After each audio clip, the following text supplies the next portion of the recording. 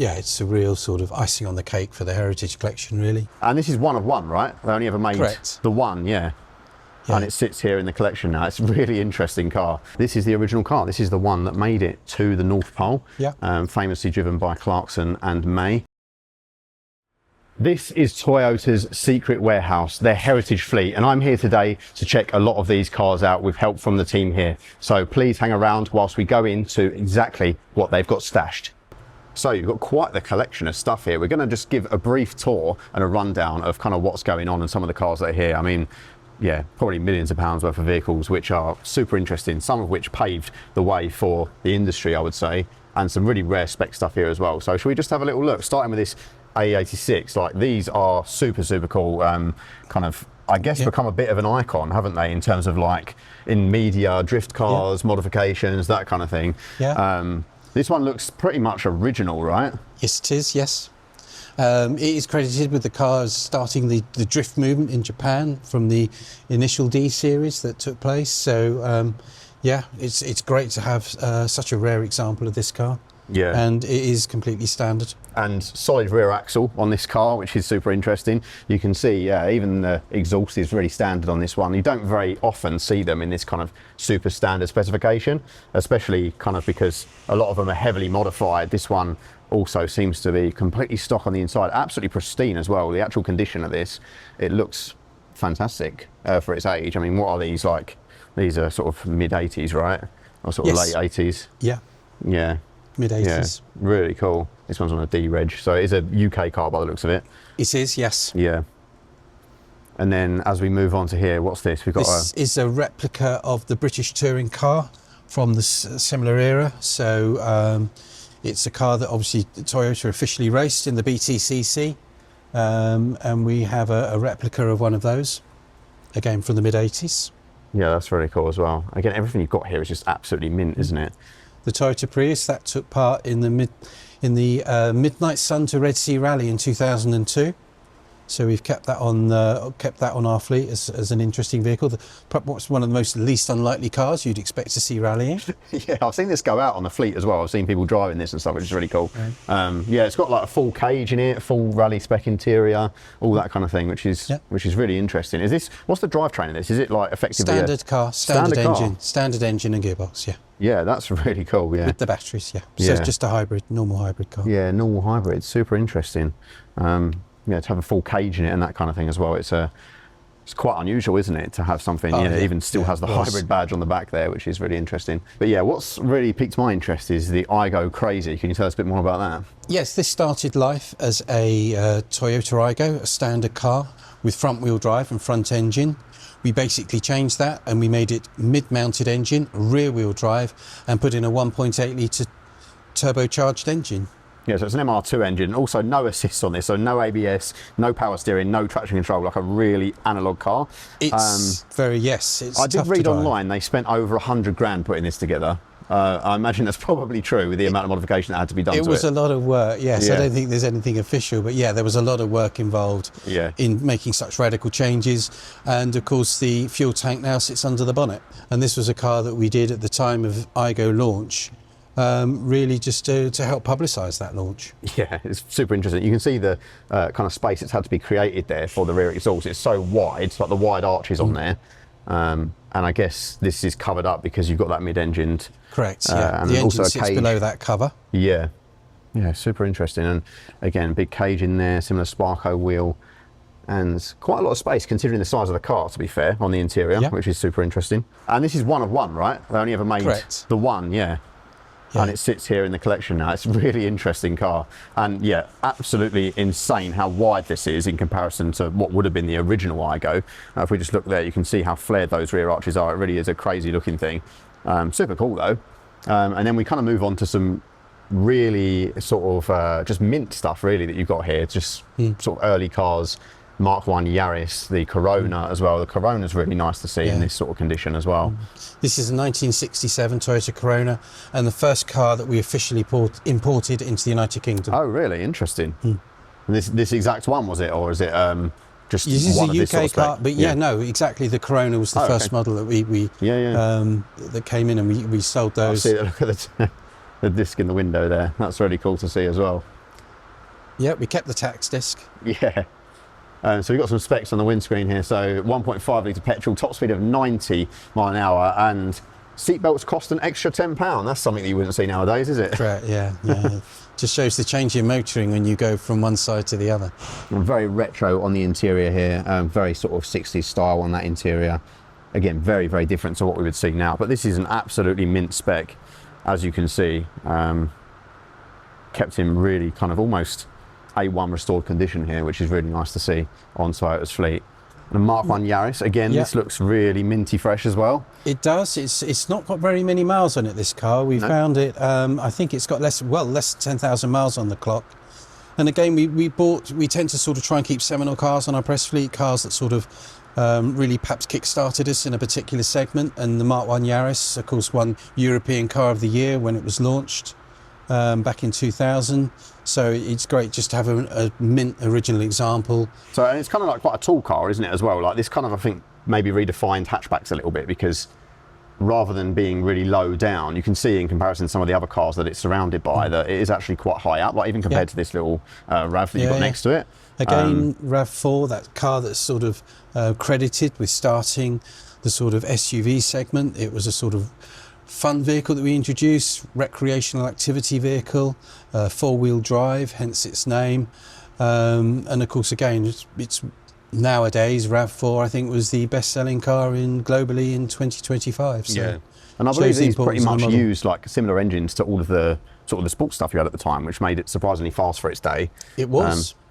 Yeah, something like... It was a 2-litre petrol injection engine. And this one is sort of being very short as well. This is like a shorter wheelbase one, isn't it? It's a 3-door model. 3-door model was on sale for a few years, then it was dropped in favour of the 5-door model, which proved to be more popular. Yeah, we kept an original. One of these is one of the first launch models, so we've kept one on our fleet. I think these are probably still quite popular in a way, because people like small cars, like the Jimny, for example, is a very popular option. So this is kind of very similar. And the Prius as well. We've got a Mark 1 Prius over in the corner, which we'll go and see in a bit. But this is one that, this is a bit of a staple, really. You can't go anywhere at one point without seeing one of these. And they were very heavily used in the kind of the taxi cab industry and things like that, because they were so efficient. And this is kind of before EVs really came in and became mainstream as well. So I think Toyota really paved the way for hybrid, didn't they? Yeah, the Mark 1 definitely we'll get to in a minute. Obviously, you'll take a look at that. But you'll see the Mark 2 is a 5-door hatch, and that suited our market far better than the Mark 1, which was a 4-door saloon. So sales really took off when the Mark 2 was launched in this country. Yeah, for sure. Yeah, I remember actually when my first kind of experience with a Toyota was a slightly later Corolla with the same hybrid, and I was just blown away by the economy of it at the time, like sort of 65 mpg plus. Was just, no matter how you drive it as well, which is, at the time was super incredible, really. Yeah. And they're still very competitive today, really. It was all about efficiency with the hybrid powertrain operating as efficiently as possible. Yeah, and then you've got this one being the plug-in. Yeah, the first plug-in derivative that we launched for Prius. So again, just really extending the powertrain display that we had so that people could have more choice. Yeah. This is a Toyota Greenery. This is the first car that we produced at our UK manufacturing plant in Burniston in Derby. And this is in fact one of the first British-built cars that came off the production line. We spent a little while sourcing this because we had to find one that was built in the UK. And of course, this not only pays, it pays homage to our UK manufacturing facility as well. So we're very proud to have this on our press fleet that media can drive. And we built them in the UK for Europe. They were obviously sold across Europe. Yeah, and there were some innovations with this as well around kind of like the way it burns fuel to have slightly better fuel economy, lean burn. Which is interesting. Again, at the time, quite revolutionary when this came out, because a lot of cars were still naturally aspirated. There wasn't really anything turbocharged at the time, really, that was on the mass market. So to have a naturally aspirated engine that was more efficient than most, I suppose, was a really good selling point for Toyota as well. So making our way down the other side now, what we've got here is the Lexus ISF, which I remember as being a really, really key car that sort of piqued my interest of this generation, especially because it was a big rival to the BMW M3. Really, really pretty in person, actually. I don't think I've seen many of these on the road, and they're very iconic because of the kind of the way the exhausts are. As you can see at the bottom there, they're kind of stacked quad exhausts are really cool. Yeah, I suppose, this is pretty mint as an example, isn't it? Yeah, absolutely. Again, going back, this was one of the first Lexus F cars that Lexus produced. So of course we've got to have one on our heritage fleet, as it sort of talking back about the history and heritage of the F brand. Yeah, and we keep this car again for events and for media to drive with its 5-litre V8 engine. And an 8-speed gearbox. So they say that that can shift in 0.1 seconds, which is faster than a human blink, which is super interesting. Yeah. So I guess it's kind of shows again how some of the technology makes its way down from the hypercars, and all the development that was put into the LFA kind of comes down to this. Is super interesting to see that it made its way into what effectively was a super saloon or a family car. Yeah. Which is really nice. Exactly. And then I guess the evolution of that here, the RC F, yeah. which is an absolutely stunning car, and the fact that these are still kind of produced up until this year, like the generation of this car, is quite something, because it's very old school in its kind of engine and drivetrain, isn't it? Again, it's the 5-litre V8. We kept one of the last of the lines that arrived in the UK market. We unfortunately haven't sold them for a little while now, but again, it's got the sort of similar, the quad exhausts at the rear that you'll see, the 5-litre V8 engine, naturally aspirated. Yeah, so heading down the car, I mean, this one is in really nice spec as well. You've got this kind of two-tone interior, lots of suede and Alcantara, and again, a very typically Lexus interior with lots of physical controls, which is always nice to see. And lots of exposed carbon on this one as well, including this kind of rear spoiler area. And as mentioned, those quad exhausts at the rear just make it look like a really, really nice car. And like you say, like carbon roof I've just noticed on this one as well, which is a really nice spec. But yeah, I mean, the fact that these were still produced and you can get one as a 24, there's not many brands that were still committed to this kind of design at that time, which I think goes to show the importance of the development they put into the cars with these V8 engines. And then of course the GT86, super popular car it turned out. Yeah. Again, another car that was obviously quite significant at the time, very much a 5-star car in the eyes of the media. And we've got this part next to its bigger brother, the GR86, which still took over from, which was the replacement for the GT86. And again, just really, these cars were built on a very simple premise of rear-wheel drive, lightweight and low centre of gravity. And those are the sort of key ingredients for enjoyable driving. Yeah, super popular at the time as well. And again, like when a lot of sports cars were dying off, brands were in favour of kind of SUVs and stuff like that. Of course, Toyota, Lexus do produce those, but I think super important that maintained all of these sporty cars for the driving enthusiast as well, which is really cool. Yeah. Very much so. And I guess brings us on to the GR Supra as well, which I think is a really stunning car. Of course, a lot of BMW underpinnings on this one, but overall, the fact of the matter is the Supra is an iconic car. I'm surprised you guys don't have a Mark IV one here, to be fair, because that's, you know, it's like the iconic one, right? But we are missing a Mark IV from our fleet, yeah, maybe one will appear one day, maybe. Who knows? Yeah, they're, again, very sought after, going up in price. But this is a really nice spec as well, this kind of metallic, sort of flat matte paint, which is really nice. The A90 edition. Oh, this is a limited run, is it? Yes. We've got some carbon bits on the interior there as well, which is really nice. And then, yeah, just from the back you can see, really cool design on these. And I assume this one is the B58 as well, the 6-cylinder version. Yes. Yeah. Very famous engine for being super tunable as well, which of course is something that Supra owners really favour, is being able to do that. The same gearbox that BMW use in there, which is really cool, just a much more striking body. This is the Yaris GRMN, so in a way this was the precursor to the GR Yaris that you see today. It used a 1.8 supercharged engine, so it was based on the 3-door Yaris that was available at that time. And it was adapted to take the sort of larger engine with bigger brakes, bigger discs. The massive rear spoiler on this one, which is super interesting, and kind of the diffuser with the centre exit exhaust. I didn't really know much about this before, because obviously there's been a lot of media hype around the GR Yaris and how good that is, with its kind of 4-wheel drive manual setup and that kind of thing. But I guess, like you say, this is the kind of predecessor to that that's sort of paved the way for it, really. Yeah, I mean, they had cars like the Yaris T-Sport at the time that obviously used the same engine as the rest of the range.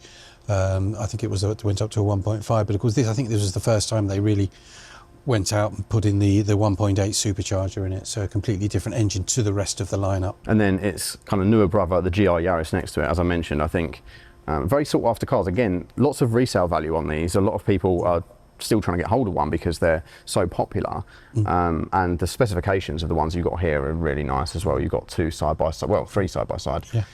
So yeah, we've got one of the first GR Yaris that came in, and first thing to point out, of course, is that you'll see that we don't actually sell a 3-door Yaris in the current range. This was very much a purpose-built rally homologation special.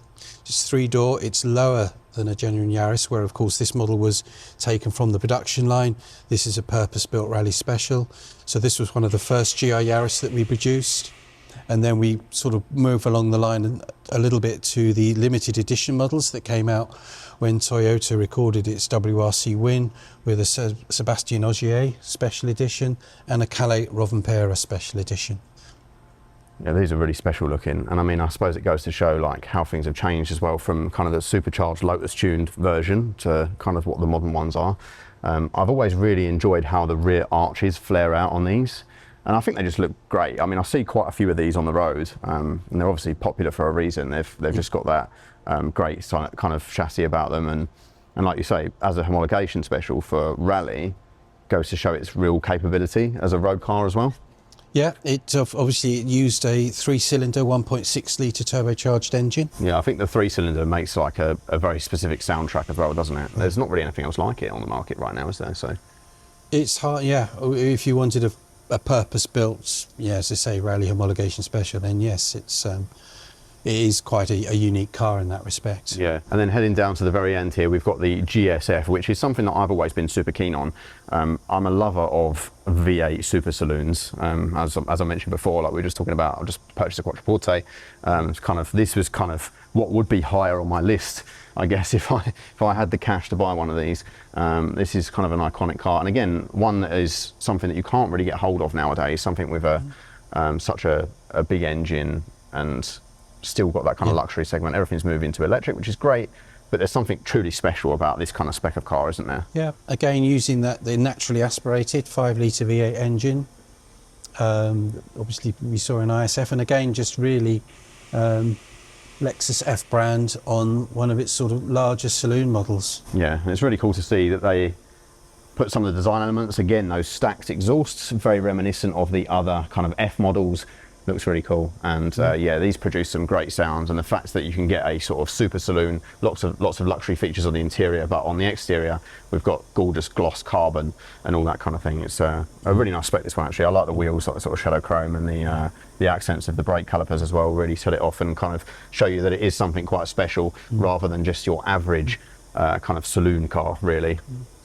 Yeah, the design cues are quite subtle for a performance car, similar with the ISF.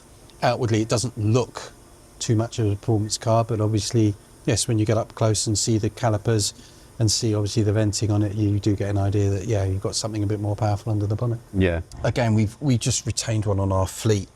Again, because, you know, for Lexus, it was a luxury convertible that they introduced at the time, a stunning looking car.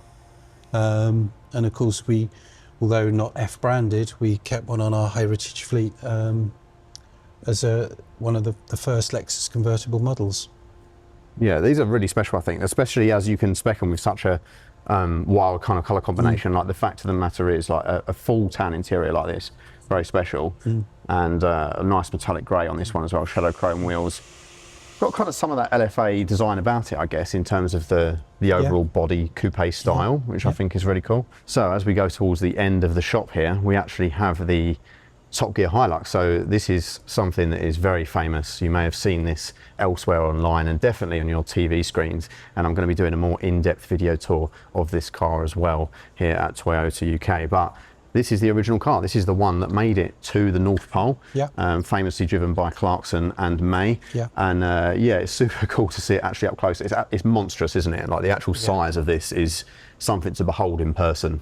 Yeah. They obviously, the bigger the tyre footprint, the better grip that they could obtain when driving on the snow and the ice, the terrain that they would be going across. It was obviously built and designed by Arctic Trucks in Iceland, who obviously have a lot of experience in this area, to be able to sort of navigate its way, being the first vehicle to reach the magnetic North Pole. Yeah, so 38-inch tyres on this, which is pretty mad when you think about it. You can see there's also the custom gear on the back. There's a gun case as well. Super interesting. The ride height is absolutely mega. Like, I'm holding the camera at pretty much my eye line, and you can see how much of a step up it is. But yeah, like you say, it needs that clearance, doesn't it, to be able to get where they needed to go, and it did it successfully. Yeah, absolutely. Yeah, no, it was able to reach the point and demonstrate what a tough truck Hilux, and why it has such a reputation of being such a tough truck, as it can negotiate really hard terrain across the globe. Yeah, and you can see there's still some of the equipment in here, lots of tape for where the cameras would have been and that kind of thing. Was it original powertrain, do you know? Did they do much to the actual, it's a 3-litre diesel? No, the powertrain remained the same. The powertrain and the gearbox was the same. I think Arctic trucks will add in things like a compressor under the bonnet that will enable you to either, obviously fill the tyres if you need to. Yeah, run things when you need to, yeah. It will run certain areas of kit that they will put on it. To make sure it can sort of safely navigate its way. Yeah, and you'd have to have the tyres under quite low pressure to drive in snowy conditions like that as well, I suppose. But having the option to inflate them where you need to, I guess, gets you out of a tricky spot as well. Yeah, depending on the terrain, they would either take the air out so they became flatter and you got a bigger footprint, or they would put more air in if that wasn't required. Yeah. We're getting a new RAV4 this year, so that's just one of the older ones that we're still so running. I'm pinching one of these from you today, actually, to take away. Okay. And kind of review the current model, which is still popular on the used market, obviously. Well, you're reviewing one of the world's best-selling cars, so, there's a lot of people have interested in a RAV4. Exactly, yeah. And then, obviously, what we've got here, a much larger car next to it as well. Yes, the Land Cruiser. Yeah, these are really cool. I've not actually seen many of these in person, but it is actually really large. It's almost got that kind of like Hummer vibe to it in terms of its appearance, I would say. Yeah. I mean, a lot of it with the new model that came in, a lot of the design cues went back to the original FJ40 Land Cruiser, so they sort of rounded off the rear end a bit, and it's always, again, another one of our vehicles that has that reputation for what we call QDR, quality, durability, reliability, and is used to working in very inhospitable parts of the world, in tough terrain. Yeah, it's very big. It's accentuated a little bit, I think, by this Mark II MR2 it's next to. This looks absolutely tiny in comparison. Yeah. A friend of mine at work actually has several of these and absolutely swears by them and says they're such a great driving experience with that kind of weight distribution, that balance. What can you tell us about these? So yes, not in order, unfortunately. The Mark II, the Mark III and the Mark I. And of course, it really was the Mark I that was, mid-mounted motoring for the masses, I suppose, is one way to sort of say that. Because it was, again, it was all about fun for the driver level. It was a 1.6 litre engine. It was mid-mounted motoring, so you had a good, perfect balance ratio on the car. And the Mark III, if we just sort of jump up, skip a generation, again, this was a 1.8 litre engine. It's a very small wheelbase, the Mark III, isn't it? It is very lightweight as well. I think they weighed in about 970 kilos. So again, with that, with the power output around 135, 136 horsepower, it became a fun car to drive. And we keep them on our heritage fleet for that very reason, really. It's amazing how, how many people may have had, owned one in the past, been in one in the past, or have fond memories of one. So yeah, no, they're popular cars on our heritage fleet. Yeah, for sure. And then, of course, I guess this is the car that started the hybrid revolution, the Mark I Prius. It is. And just having revisited the Mark II, you can see how much quirkier, I suppose, is the right word, this one looks compared to the Mark II, which had a bit more of a modern feel to us. Yeah. This was very much a car that you would say was bought by early adopters, people who are very receptive to new technology. And certainly, as I said, in our market, it wasn't particularly with the four-door saloon look. That's not something that particularly has sold well in the UK. Obviously, that went up a step when it went to the Mark II. But without a shadow, it was launched in Japan in 1997, and it reached Europe in the year 2000. Yeah, and I was reading up on these, and it shows that early cars had like just normal cell batteries strung together to make the drivetrain, like the early versions. And what's really interesting is just the fact that it is kind of like an average saloon. Manufacturers were kind of obsessed over making them look very different, and that's not what people wanted. And I think this kind of proves that, because the popularity of this, even though Toyota supposedly made a loss on these because of how much it cost to develop, it really kind of paved the way for the success of all of the future cars on the... We've sold well in excess of 30 million hybrids across the world since the launch of this car. Yeah, and they're still popular today, even in a mostly EV world. They're still popular, and this car is still on the original batteries. We haven't changed anything on this car. It's on the original batteries and gearbox. Yeah. Do you know how many miles it's done? I think it's done about 70 or 80,000 miles from memory. Wow. So, I mean, considering the age of this as well, it's that's quite the thing to be able to say that it's still on the original cells as well, which is really cool. Yeah. And then over here, I guess, one of the stars of the show, really, the LFA, which I've got to say, I think probably one of my favourite cars of all time. Since I saw one of these on TV, heard it for the first time, that naturally aspirated V10, super cool. And this one, actually, the pearl paint on this, one of 9 in the world, which is absolutely amazing. And you can see just in this studio lighting, it looks absolutely incredible. Quad exhaust at the back there. Again, I'm going to be doing a full in-depth tour of this car in a separate video, just because it's too special not to, really, isn't it? So look out for that. But yeah, definitely one of the most special cars that sort of Lexus Toyota ever produced, I would say. It's really cool that you guys have one of these pristine on the fleet as well. Yeah, it's a real sort of icing on the cake for the Heritage Collection, really. Yeah. Just showing what can be done if you go all out to produce a supercar. Yeah, these now probably worth close to £1 million in good condition. When they were new, probably about 350 to 380 in the UK. But yeah, just holding their money. And I think because of the iconic sound and the fact that it's a very analog experience, probably, I would say, just one of the most special cars that you're ever going to have here, and will continue to rise in value, I would say. Absolutely, yeah, definitely. But yeah, if I show you this first, I'd have to revisit what we did it and why we did it, but you can see this sort of the tattoo. Textured paints. This is actually like, I guess, like dremeled into the paintwork and then just lacquered over. Yeah. That's really interesting. Almost like a tattoo on the car. And you can tell by I can see the texture from this. I don't know how well it comes across on camera, but you can see that it is textured, even though it's kind of lacquered over the top.